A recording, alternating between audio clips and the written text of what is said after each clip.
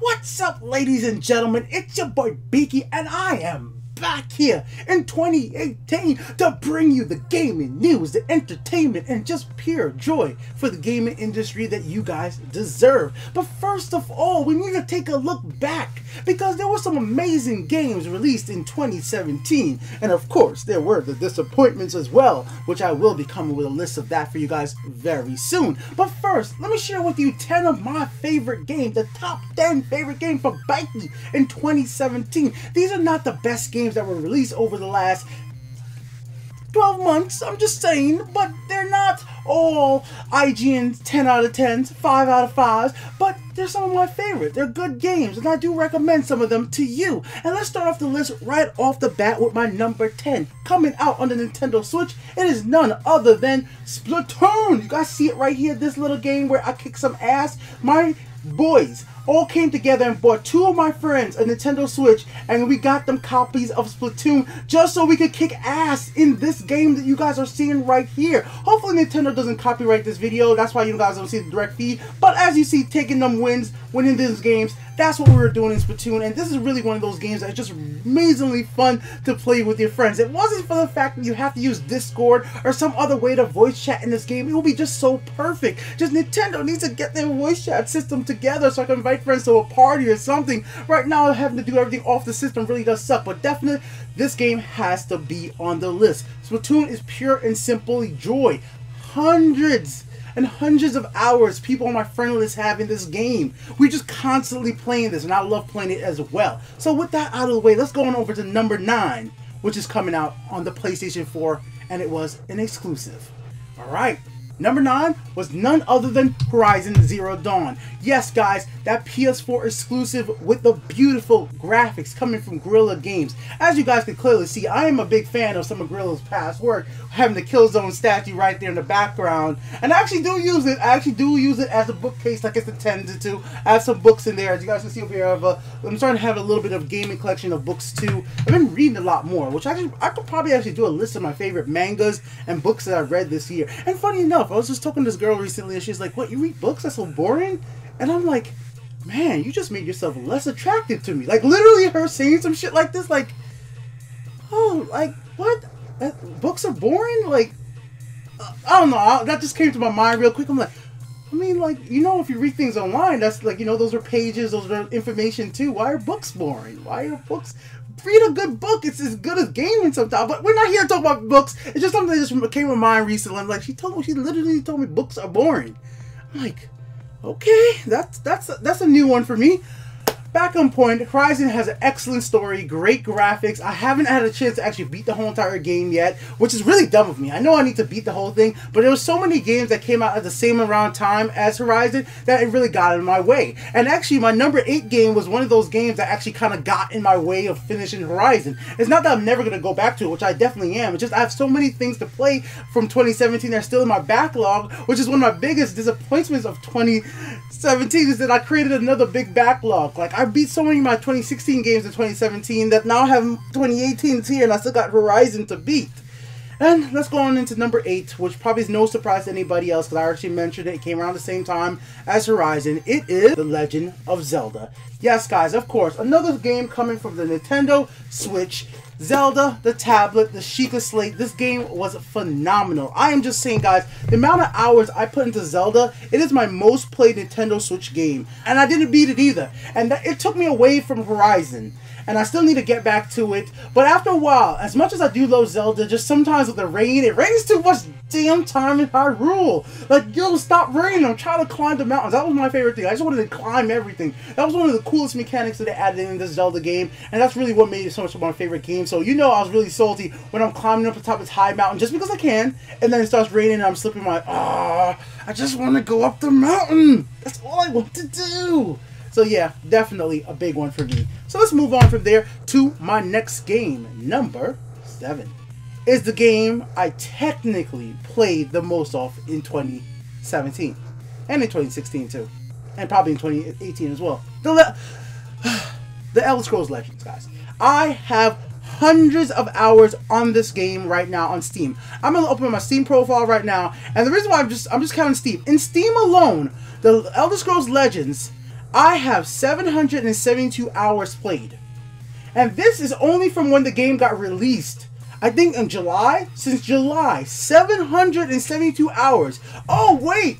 That's only on Steam. That doesn't include the mobile version of the game, which is where I actually play the game the most when I'm out and about. So yeah, that doesn't even include the mobile version. So Steam, I have 772 hours.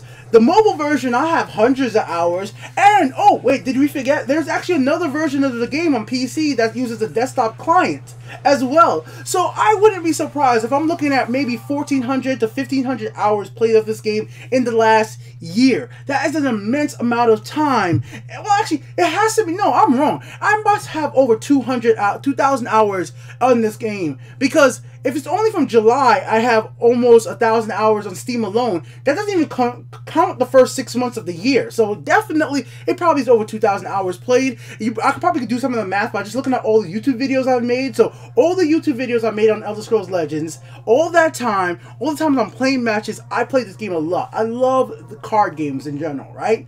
And this one just does a balance of skill, luck, and just all together cool animation in a series that I love, which is the Elder Scrolls franchise. So I'm going to keep playing this game. Just cool moments like you guys are probably seeing right over here. And I keep wanting to play more. I haven't stopped, and I'm going to keep on playing it into 2018. And probably going to still be my most played game of this year as well. With that out of the way, guys, let's go ahead and move on to the next one. So, number 6 is another Nintendo Switch game, and this game is super important for Nintendo. They need this game to perform well to sell consoles. It's one of their biggest IPs ever. Everybody knows his name. It is Mario, this time in Super Mario Odyssey. So Odyssey is one of those games that just really caught me by surprise at just how family friendly and just amazingly fun it is. It's just what you would call a fun game. Joy, jumping around, doing flip. It's a classic Mario game taken to new worlds in a 64 style adventure where you're going from area to area, experiencing different worlds with different themes. Like, well, the one with the dinosaur was like so cool. I was like, yo, I'm controlling the freaking dinosaur. I'm sorry about the reflection, guys, but I'm like controlling the dinosaur and all this other stuff, collecting multiple moons, getting costumes, ice worlds. Oh, it's just so much fun, man. Mario Odyssey is an experience that everybody who buys a Switch needs to try. It's just one of those games that Nintendo just should put a demo out there, or maybe when you get a Switch, it should be just something that comes with a demo, or even comes with the game installed.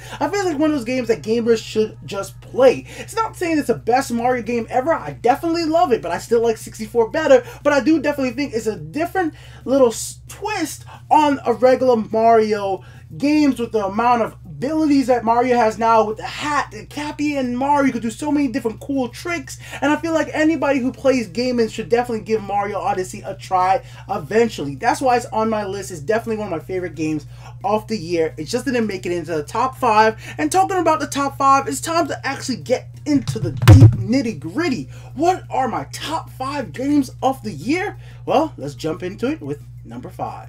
Injustice 2.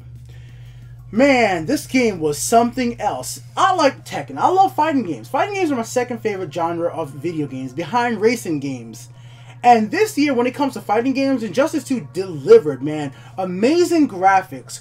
Really cool characters because they, well, are DC hero characters. They're just awesome fighting each other. Superman, Atrocitus, Green Lantern, The Flash, Batman. Seeing all these great superheroes have these intense, awesome battles. Then they had this cool little gear system, which I was really worried about beforehand. Like, wait, you could get gears, there's loot boxes. I'm like, no, like, are people going to be buying loot boxes with real money? Is it going to make online unbalanced? Or my friends are not going to be able to beat me because I have a higher level gear? No, like, it really was. If they were able to actually balance equipping different stuff to different characters, having different skin, like, I couldn't believe how well NetherRealms made this game.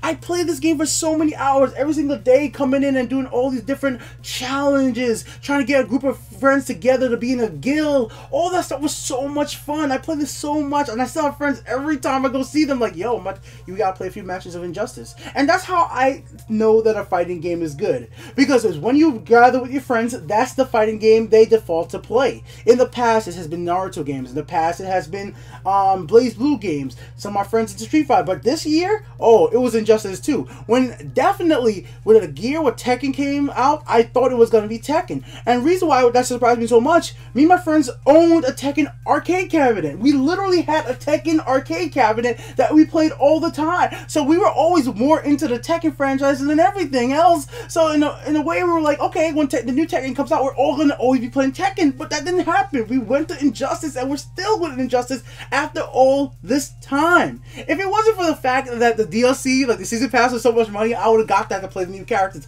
But still, with the base game, with the amount of characters that are in the game, I still feel like I'm having fun time with the game. I haven't loved up everybody up to 20 because I just love the characters that I play as. I trust as all those cool characters.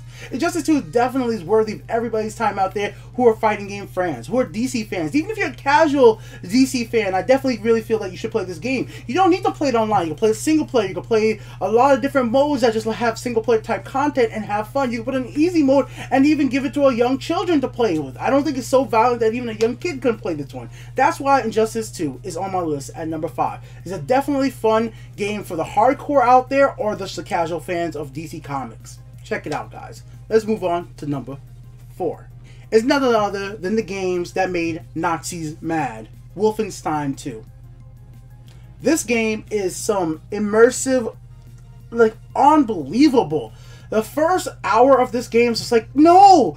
So much things happen that you're like, no, I don't want to do this. I don't want to see this. It's just like, it's so gritty, real. They do not shy away from topics and situations that you just like, this is a disgusting part of the world. This is stuff that reflects things that have happened in our real lives in the past, or even stuff that's happening currently, and it's just like make your heart wrench. And like, you know, when you see BJ Blazkowicz with his, like, you know, pregnant girl, and you know, like, he cares about them, he wants to keep them safe, and but everything else is going shit around them. When you're seeing, like, you know, a Nazi torture you, like, you pick who's gonna die, you have to relive a scene from the last game. I'm trying not to spoil anything from the current game, but like, you know, scenes like that. So I won't spoil anything major, don't worry about that, guys. But like, when you have to relive stuff from the last game, and you know, you have to choose, just gut-wrenching moments. But it's not even that, just the crazy story is great, it's the combat is super fun. It's just super fun that you're in the, like, you know, I can't say it's a mech suit, but you're in this thing, you're going around, you have like really cool weapons, and you both hand dual wielding it, and then the beginning sequence where,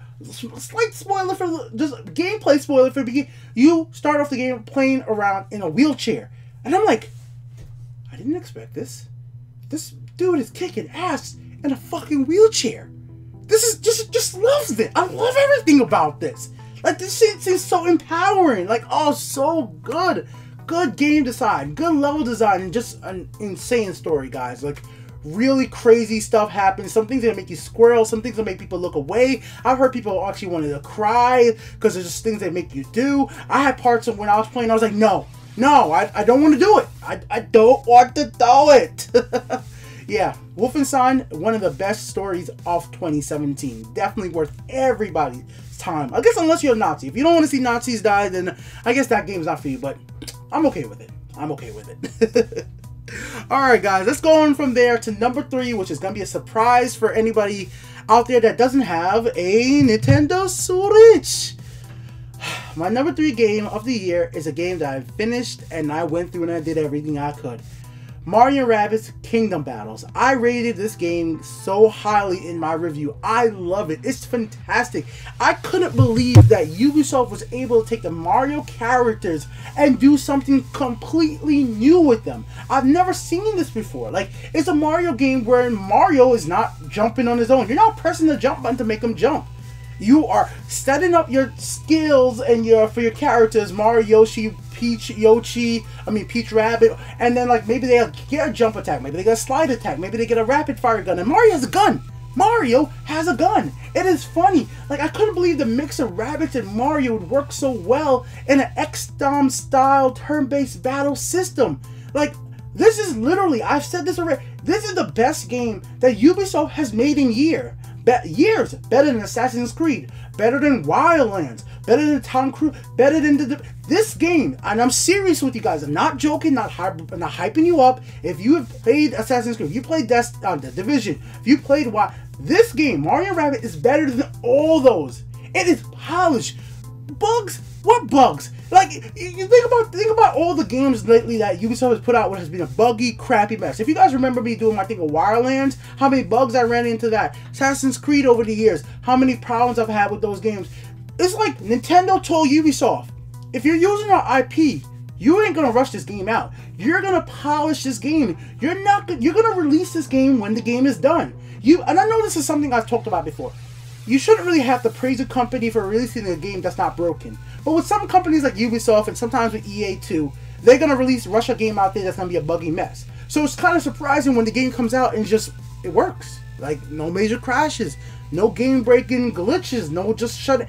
And it's the graphics are good. The graphics are so good I could play it on mobile constantly, no problem. Like, you know, I never felt like I need to hook it up to the TV at all. They were able to make a game on mobile look like something that could be on the PS4 and Xbox One. That's how good the graphics were, but fully while you're playing on the handheld. No slowdowns, nothing. It was just a great experience and funny all the way through. The little Mario and Rabbit interactions, Princess Peach Mario. Rabbids is so good. Making me mess up because it's just a good game. I so highly suggest it to everybody out there that gets a Switch. It's a phenomenal game, and it's even better as somebody for me who's actually a fan of XCOM. That's what made it so great. Like, I love XCOM, and they were able to mix a franchise that I personally had no problem with. I know some people hate the Rabbids, but I never really hated the Rabbids. I was always one of the persons that thought they were kind of funny, so I guess that worked out quite well with me. Like, with Rabbids back in the day for the Wii, I was like kind of okay with the Rabbids. I thought they were funny, so it works for me. Maybe if you absolutely hate the character off the Rabbids, they're really annoying to you, maybe that'll bug you out, but you can play the most of the game with mostly off the Mario Kingdom characters. You just only have to use one Rabbid. But still, I would suggest everybody, if you buy the game, make sure you go ahead and pick up Princess Peach's Rabbid on your team. She's hilarious. Such a cool character. I'm smiling my ass off right now because of how good. Yo, links in the description. I have an Amazon affiliate link out there. If you're buying that game, pick it up. Pick it up if you have a Switch. If you have a Switch, I see no reason not to own that game. Really don't. Really don't. Alright, guys. Let's go into the top two. Now, my number two is going to be... My number two and number one are super controversial. Really, definitely, there are games out there that I know some people are going to have a big problem with me because there's been some big YouTubers out there that have been criticizing this game, have been putting on their worst game of their year list, just been shitting on it constantly, but I'm gonna just be truthful to what I think and how I experienced the game. And I guess it's the closest thing to like No Man's Skies. When that game came out, I said like I like No Man's Skies, but maybe because, like I said, I never followed all of Sean Murray's interviews and all that shit. So like if you go into the game, I guess you could say in the way you're gonna play the game, the way you're gonna play it, then certain things don't affect you. So let's go into it. Let me stop hyping it up. Number two for me is Shadow of War, Middle-earth. Yeah, the game with the loot boxes for orcs.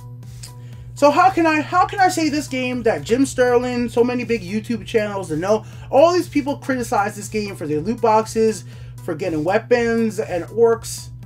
I didn't open them. I played through the whole game, and I didn't even experience the loot box shit until the end. I never felt the urge to use loot boxes to get the orcs early in the game. It just never. I don't buy loot boxes. All right, guys. I don't take out my credit card and buy loot boxes. It's not something I do.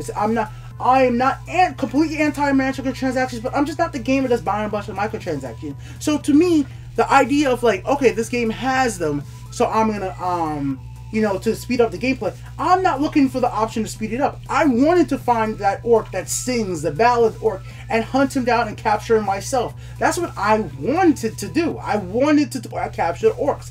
I understand where all the criticism comes by having the system in the game.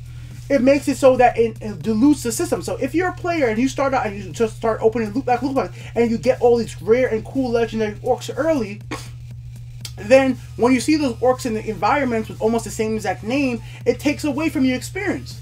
But me, just being the player I am, like, just like, no, I'm not gonna sit here. I don't want to sit around opening loot boxes. This is one of my problems. I don't, like, even when I was playing Overwatch a lot about it, I don't want to sit there and open a bunch of loot boxes. That's even the problem with me in Injustice 2. I like Injustice 2, but I have so many unopened loot boxes. I just don't want to waste time opening the boxes in most cases. I have to say, okay, I'll just spend 10 minutes and open up all the boxes. I don't really usually want to do that. So for me, it's like I would prefer to use that 10 minutes, actually play the game and hunting for that one orc I want. And when it comes down to it, other than that system being in there, and I never felt like, because the online system is not something you have to interact with, I just was able to just do everything on the hardest difficulty. I put it on the hardest difficulty. The orcs are kicking my ass. I'm kicking their asses. I'm becoming their enemy, you know, hunting them down. I kill an orc, or I shame an orc. Eventually, an orc kills me. He becomes a legendary from a little tiny grunt orc. All that interaction back and forth with the Nemesis system was just unbelievable to me. They just enhanced the system so much.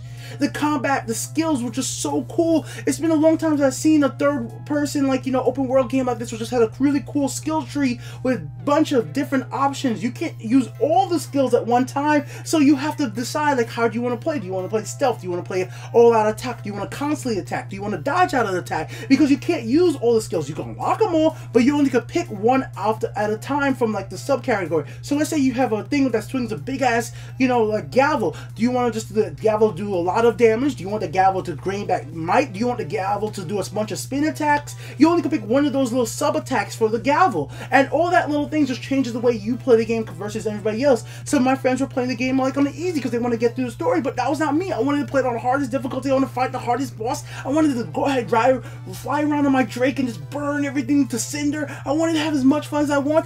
Yes, there is one of the biggest problems outside of the loot box in this game is that the story is just meh. It's nowhere good as the first story.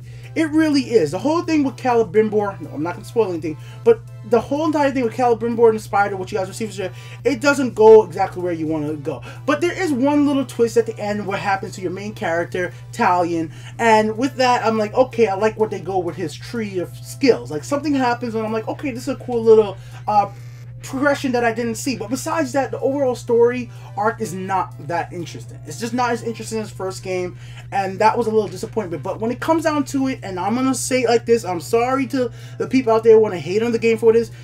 In gaming, the most important thing to me is freaking gameplay. And in the end, the gameplay was there. Shadow of War had the gameplay I wanted with the skills, the Nemesis system, and the back and forth and leveling these arcs up, shaming them, capturing them was there. If the gameplay was right, and I never felt like the loot boxes affected the gameplay for me. I think what the developer, this is one of the few times I could actually say I agree with the developers right here at Warner Brothers, and this is crazy for me. When they said, like, if it doesn't affect the single player, they said it just doesn't. And I guess this is what's happening now in the gaming industry. It's to the point where things like loot boxes, if it's multiplayer, it's going to be some pay-to-win shit. But I guess if it's just really just basically a single-player game, yes, there was some type of online leaderboard bullshit with the Shadow of War, which I did play in and become #1. But like I said, I don't losing loot boxes and that wasn't really helping you that much. Like, I didn't really understand what was the point of doing that. The war chests, like, I felt like I didn't even need any of that shit. Like, wait, single-player games with loot boxes like that, it's still bullshit. If you can't get it through normal gameplay, it's definitely bullshit.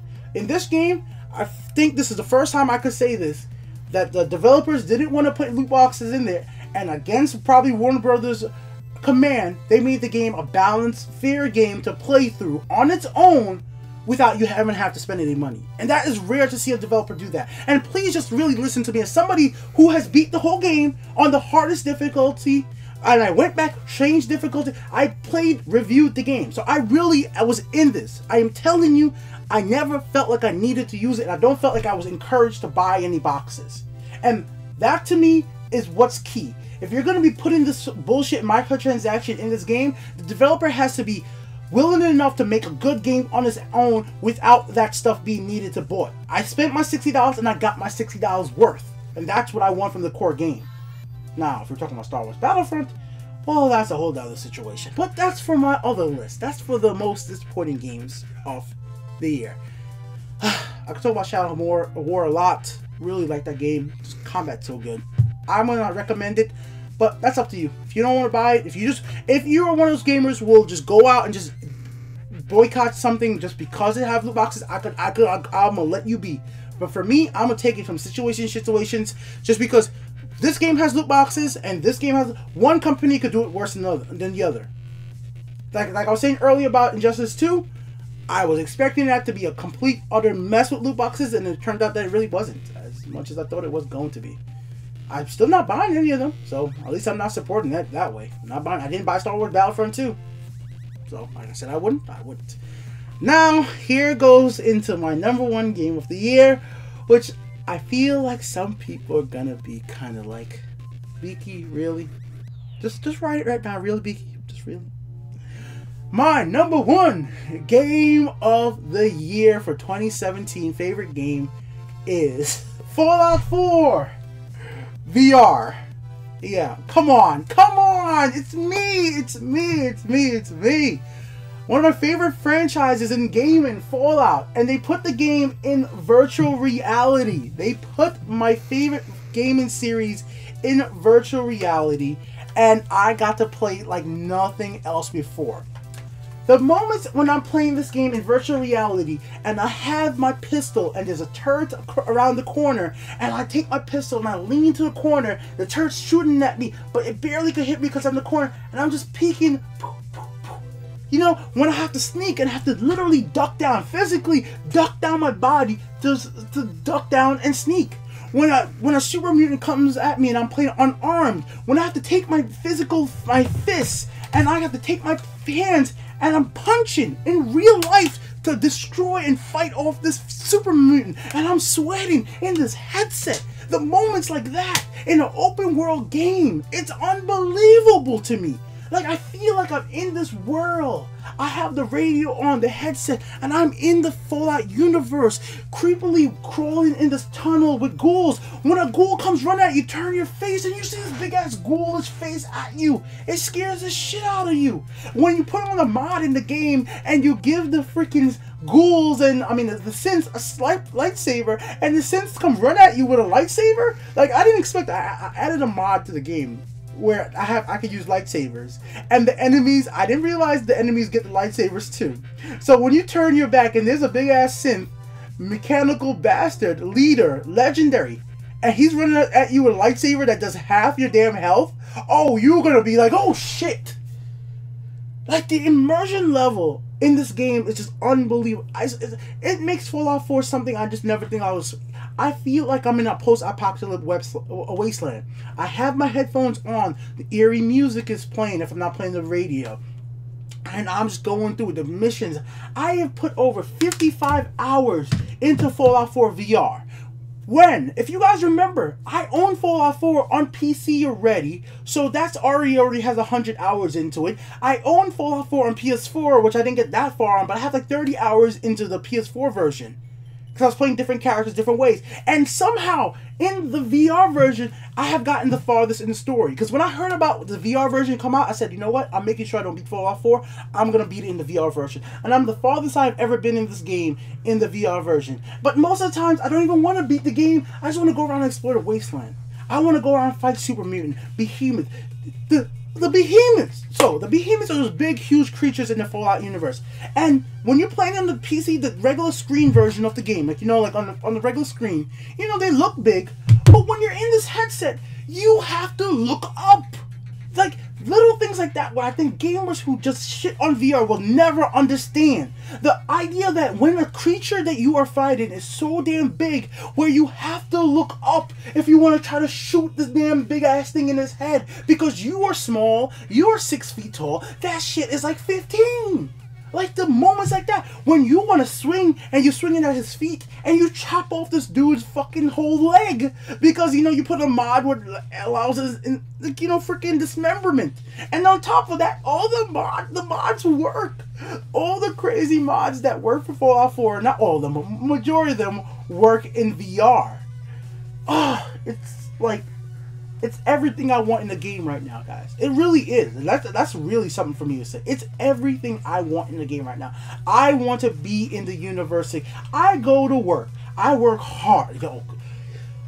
December has been one of my hardest work months Yo, I've worked. I have worked. And I come home, you know, still got stuff to do, family.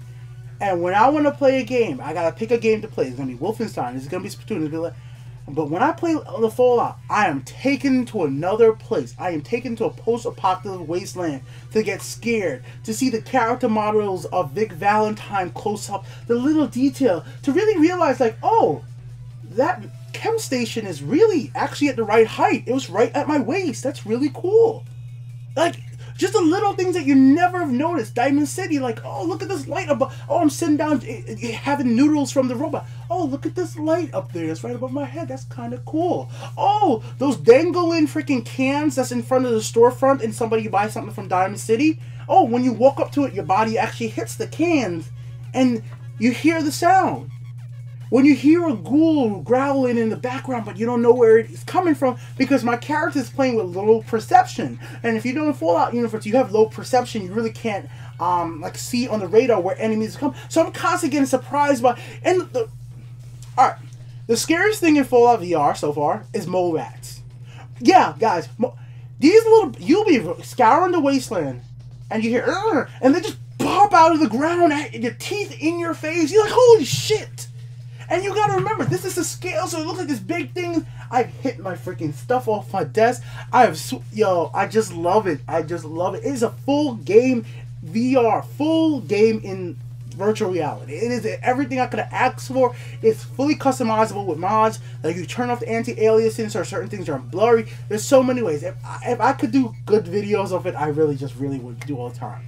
And this is me. I would almost put Doom VR for this. All I'm gonna mention is Doom VR because that's made directly for VR. It's really cool. You can play with a controller. Right now, you only can play with the wands for this one. You don't have. Oh, another thing. You don't have to teleport. This is a big problem I always see with people in talking about VR games. Oh, you have to teleport. You don't have to teleport in VR games, people. No. You can literally use dual analog type control in VR games. You don't have to teleport at all.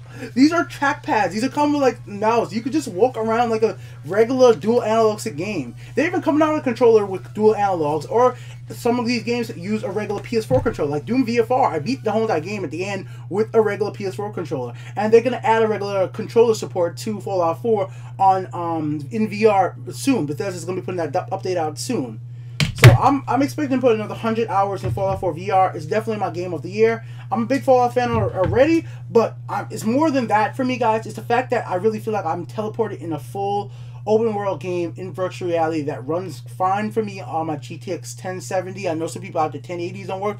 I don't know, maybe my system is just, I don't know, optimized wise because I know what I'm doing, but it runs fine for me. And then again, I don't get motion sickness, so I know if you guys get motion sicknesses, I don't. There's been no other game. I was in this headset for 7 hours. Fine. And I just never thought that was going to be possible. Most of your games, I don't play for more than an hour and a half, but 7 hours. And I came out just fine. I mean, it's, phenomenal. I do recommend you getting the deluxe audio strap from HEC if you do get the deluxe audio strap is really good audio. Like this whole 3D sound type stuff is really cool with this. Alright guys, way longer video than I expected, but really a lot of cool games coming out this year in VR, in regular Wolfenstein. I was actually really surprised how many Nintendo Switch games I had on my list. Like, the Switch ended up being way more popular for me than I could have ever expected. I mean, if I wanted to be stupid, I could have added in the Elder Scrolls Skyrim on here as almost honorable mention, but I mean, I'm having problems with this on the Switch, more or less not like frame rate problems. It's just like, I think it's too dark on the Switch. Even Jim Sterling said about that too. I think the Switch version of Skyrim is like, seriously just too dark. I think they needed to fix that. There's a lot of other games that came out I really wish was better this year, like Bomberman R, but I'm going to have a list on games that I'm definitely disappointed with and I think it'll be better. A game that almost made my list as well, other than Doom VFR, and it's like another Switch game, was Snipper Clippets. I think this is one of the best local co-op game that came out within the last year. I would highly suggest anybody who has family and friends to play your Switch with to put that game out. You can give each person a Joy-Con and have a lot of fun with that, alright? So, this has been Beaky here with the Untitled Game Show. It's 2018. I'm back doing videos. I'm sorry I've been away for the last month, but been having headaches, work's been kicking my butt. All that, it's been kicking my butt. It's been kicking my butt. We gotta pay the bills. Gotta pay the bills. That's how else am I gonna upload this video? How else am I gonna pay for Adobe Premiere to make this video and upload it? Which YouTube is probably gonna claim, and Nintendo's gonna probably claim the Nintendo footage in this video. So I'm probably not gonna make any money on it for this. Probably, yeah, for whatever how long this video is. YouTube, if you want to support, links in the description to my Amazon affiliate, to the games that I talked about, and to my gaming chair, which you guys see in my video. Super comfortable, only $100 or about like that. It's sometimes on sale for $99, sometimes like $112. It's fully lean backable. I did a review on it before. If you guys want a big, like I'm a big guy, so this could support up to 450 pounds. I'm definitely not that big, but if you want a big gaming chair for a big dude that's still comfortable for a low price, that's not like one of the huge big brand racing chair manufacturers, this is a gaming chair for you guys. Look how it comes with pillows in the back right here. I could put it forward more, I could put it back and lay my, all that stuff. I could adjust it, all good height, all that. That's how you can support me. Buy that through Amazon. I just get a percentage. It costs you nothing extra. And besides that, leave a comment. Let's talk about it. What you guys want to see from me in the 2018. I'm hoping to do more content and sitting here talk about the video game industry. Video game news should be back and all that jazz. And I'm definitely going to be having fun in 2018, bringing you guys content. So next time, share your own top 10 list in the comment section below. Later, guys.